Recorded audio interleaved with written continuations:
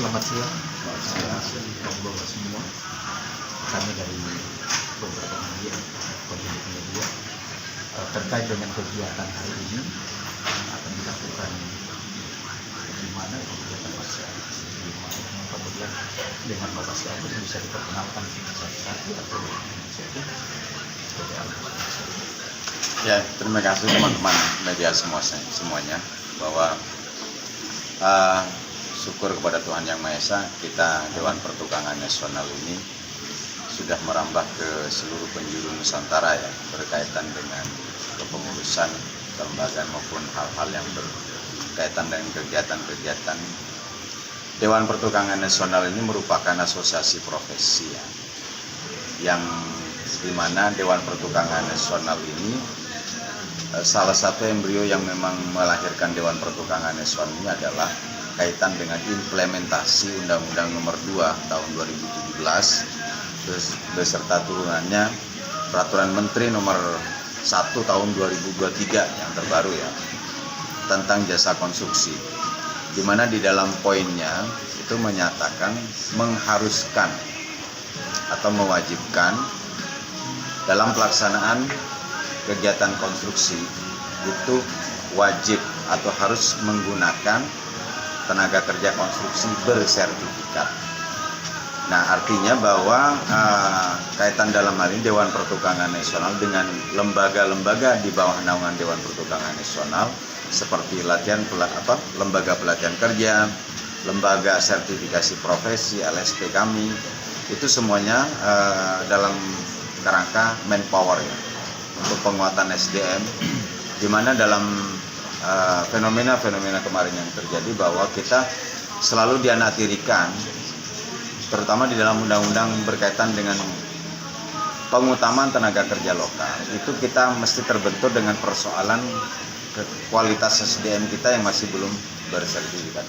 Sedangkan alasan tenaga asing masuk ke Indonesia itu karena mereka bersertifikat. Nah, oleh karenanya salah satu poin utama kaitan dengan program Dewan Pertukangan Nasional ini adalah sertifikasi tukang atau tenaga konstruksi sebagaimana undang-undang yang saya sebutkan tadi.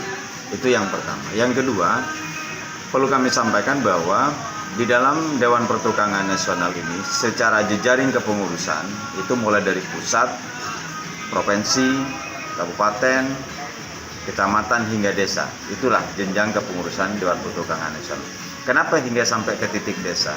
Karena di Undang-Undang Nomor 2 Tahun 2017 itu juga menyatakan bahwa setiap kegiatan konstruksi, nah sedangkan di desa ini juga ada dana APBN masuk, dana APBD provinsi masuk, dana APBD kabupaten masuk, yang di situ mengharuskan berkaitan dengan penggunaan tenaga kerja konstruksi yang bersertifikat. Nah, secara masif kami dari pusat, provinsi, kabupaten hingga kecamatan pada titik desa, kami semuanya akan membantu berkaitan dengan pelaksanaan implementasi Undang-Undang Nomor 2 Tahun 2017 beserta turunannya. Itu yang poin yang utama. Nah, dalam hal ini kami ini Dewan Pengurus ya, pengurus bedeng wilayah istilahnya. Kalau kami pengurus bedeng pusat, pengurus bedeng wilayah Provinsi Papua Barat Daya ini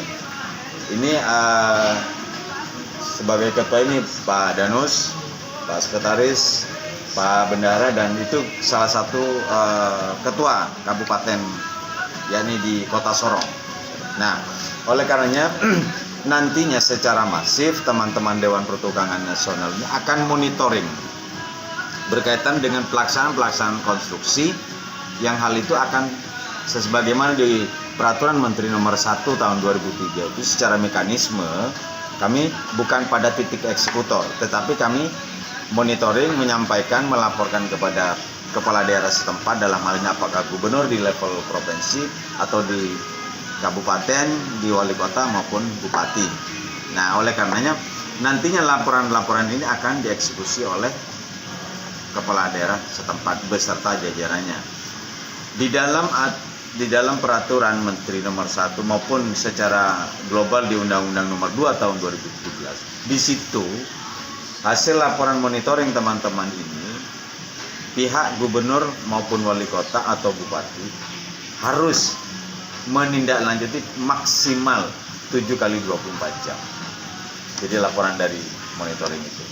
Nah, oleh karenanya di situ disebutkan juga dalam undang-undang bahwa bupati, gubernur ataupun wali kota akan melakukan tahapan-tahapan mulai dari peringatan, yang kedua sanksi, bisa jadi pencabutan izin konstruksinya, izin kontraktornya, yang ketiga ini yang paling berat, denda.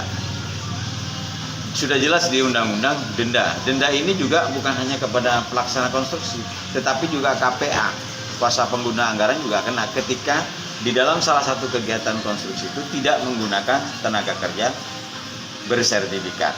Nah, oleh karenanya, namun hal ini perlu kita sadarin bahwa khususnya di Papua Barat Daya ini untuk menuju ke sana masih belum ideal.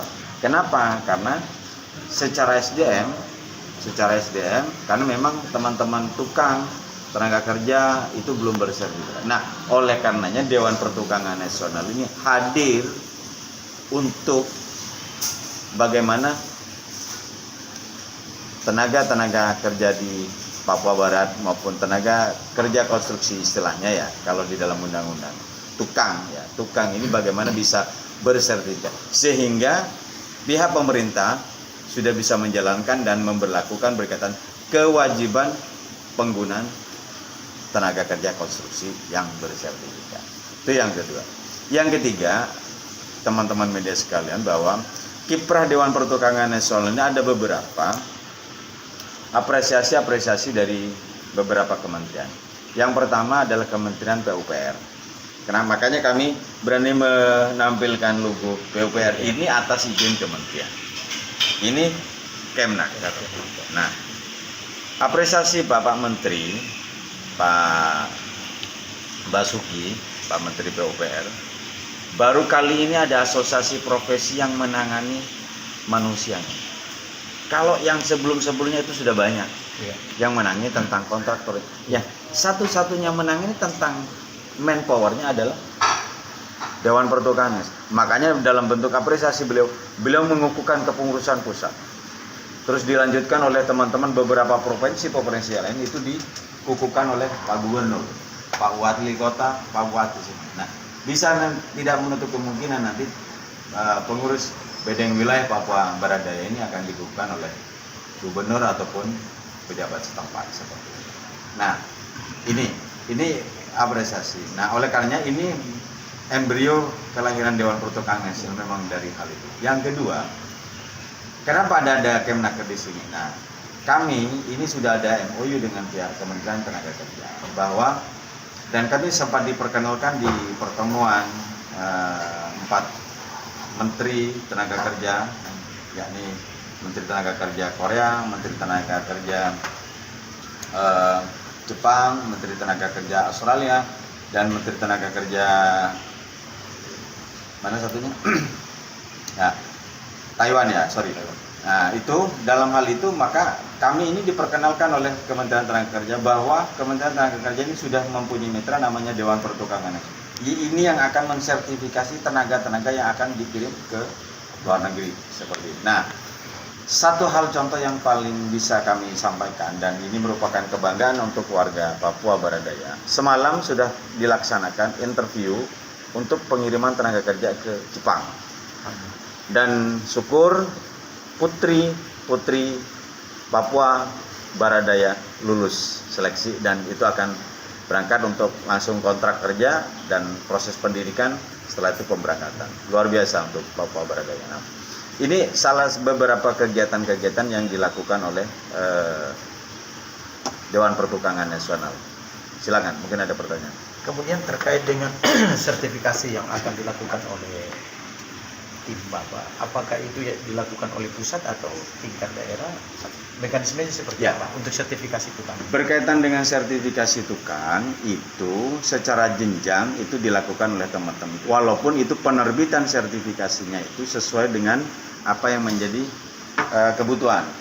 Misalnya apakah itu sertifikasi by BNSP, atau dengan by LSP gitu semacam, atau dengan cukup dengan LPK. Nah, itu tergantung kebutuhan. Nah, itu artinya bahwa kami akan menyiapkan segala piranti mulai dari kepengurusan, pelaksanaan kegiatan pelatihan sampai kepada akhirnya mereka memperoleh sertifikasi.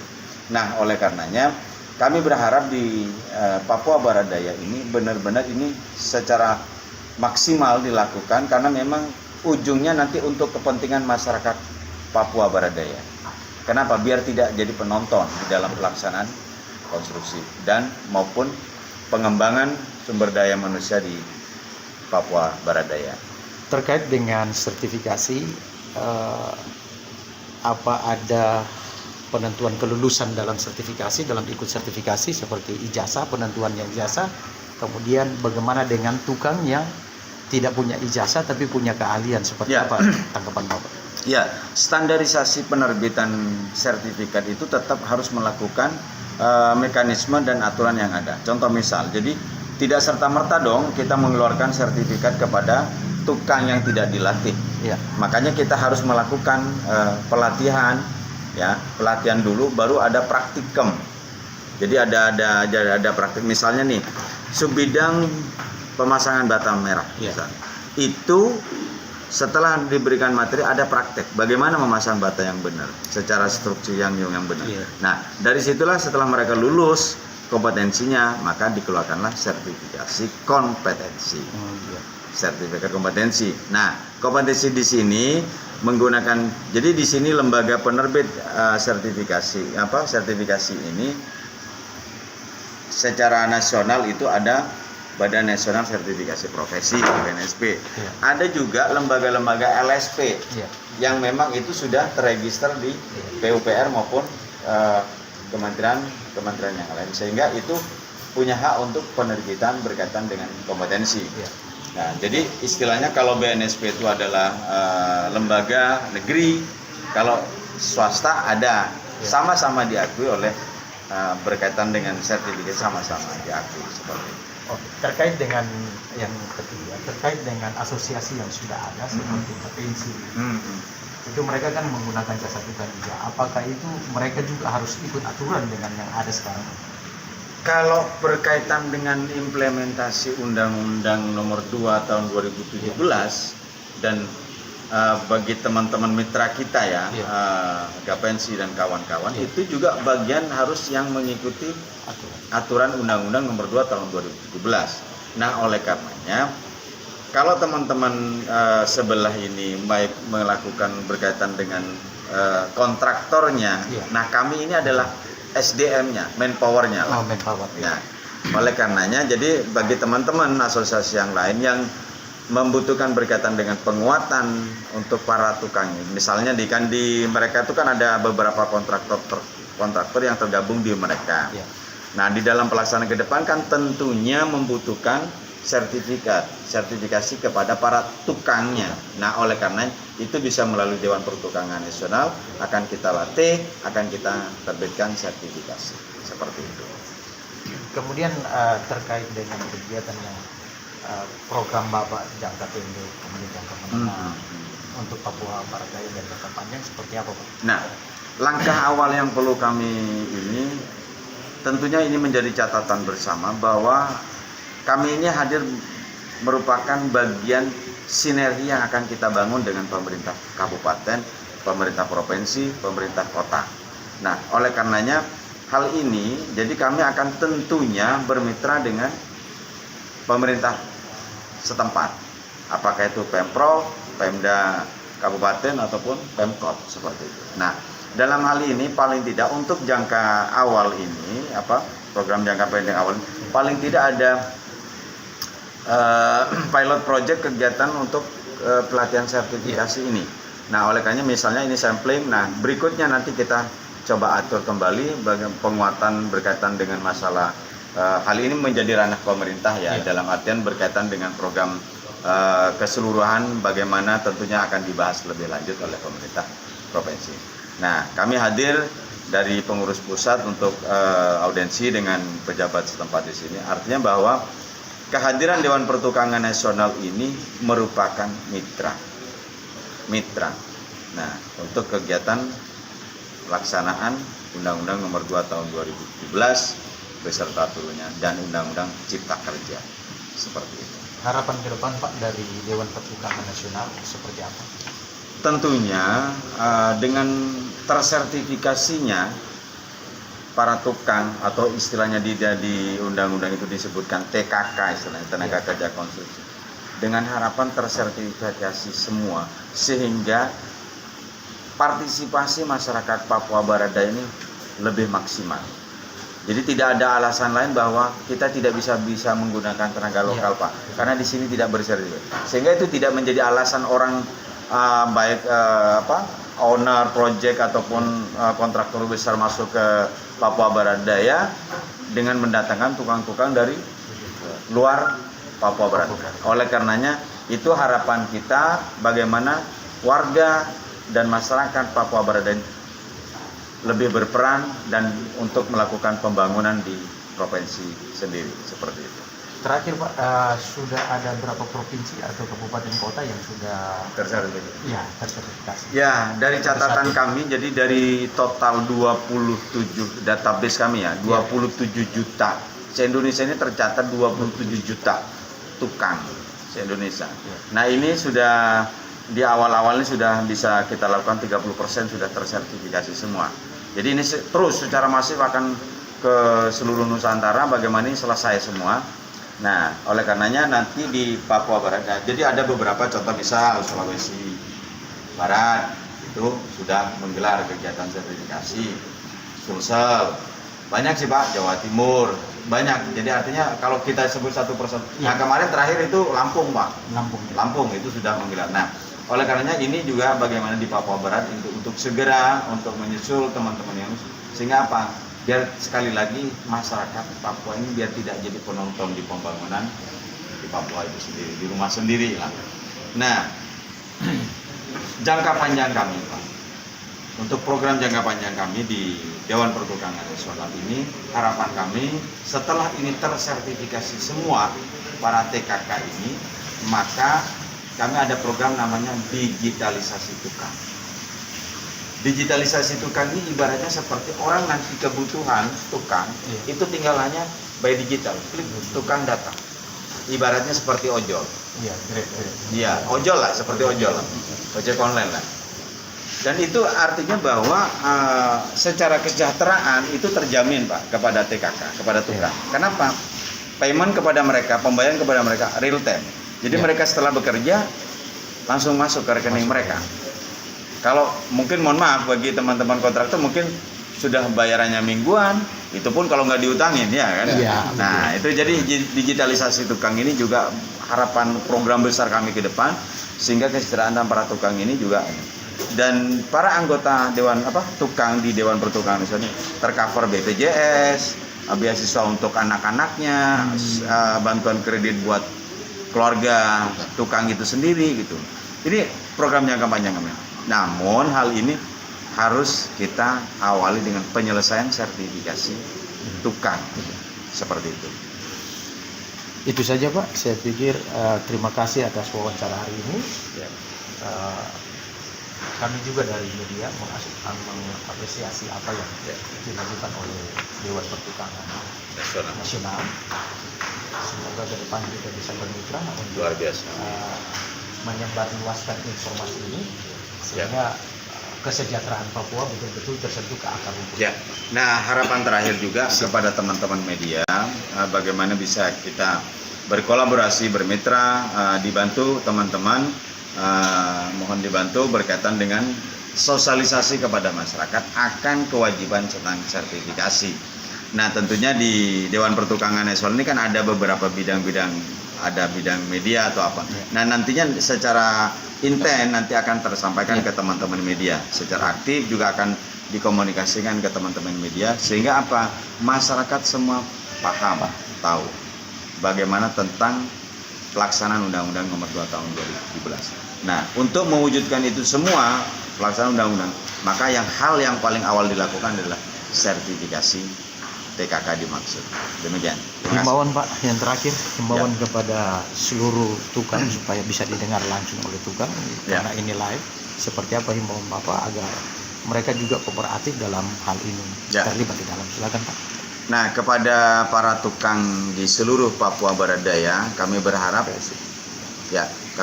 bagaimana para tukang ini, atau istilahnya dalam undang-undang itu TKK, tenaga kerja konstruksi, untuk bisa mengikuti pelatihan dan sertifikasi tukang.